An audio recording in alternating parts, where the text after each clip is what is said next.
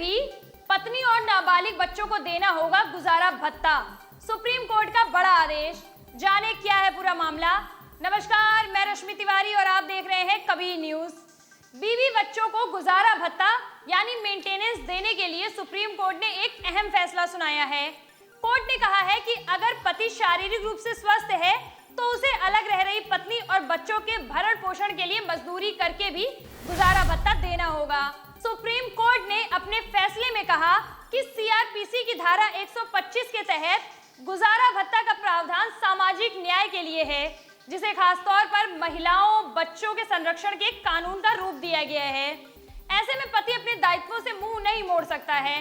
बता दें कि सुप्रीम कोर्ट ने पति की उस दलील को सिरे से नकार दिया जिसमें उसने कहा था कि व्यापार बंद होने के चलते उसके पास अब इनकम का कोई जरिया नहीं है। ऐसे में वो अब खुद से अलग रह रही पत्नी और नाबालिग बच्चों को गुजारा भत्ता नहीं दे सकता है। जस्टिस दिनेश महेश्वरी और जस्टिस बेला एम त्रिवेदी की संयुक्त पीठ ने कहा कि पति अगर शारीरिक रूप से सक्षम है तो उसे उचित तरीके से पैसे कमाकर पत्नी और बच्चों को गुजारा भत्ता देना ही पड़ेगा। वो अपने दायित्वों से मुंह नहीं फेर सकता है। सुप्रीम कोर्ट ने कहा कि सीआरपीसी की धारा 125 ससुराल छोड़कर पति से अलग रह रही महिलाओं को फाइनेंशियल हेल्प करने की बात कहती है। ऐसा इसलिए ताकि उस महिला को खुद और उसके बच्चों के भरण पोषण में किसी तरीके की दिक्कत ना हो।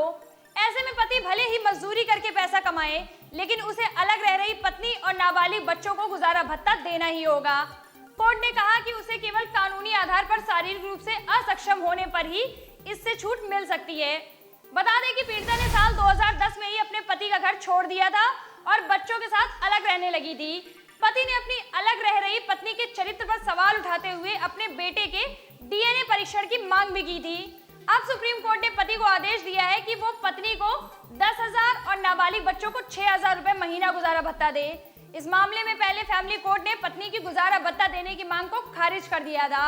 इस पर भी सुप्रीम कोर्ट ने फैमिली कोर्ट को आड़े हाथ लिया है और फटकार लगाई है।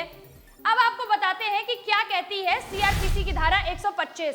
कोड ऑफ क्रिमिनल प्रोसीजर यानी सीआरपीसी की धारा 125 के तहत पत्नी, बच्चे या माता पिता जैसे आश्रित उस हाल में मेंटेनेंस यानी गुजारा भत्ते का दावा कर सकते हैं जब उनके पास आजीविका के साधन उपलब्ध नहीं हैं।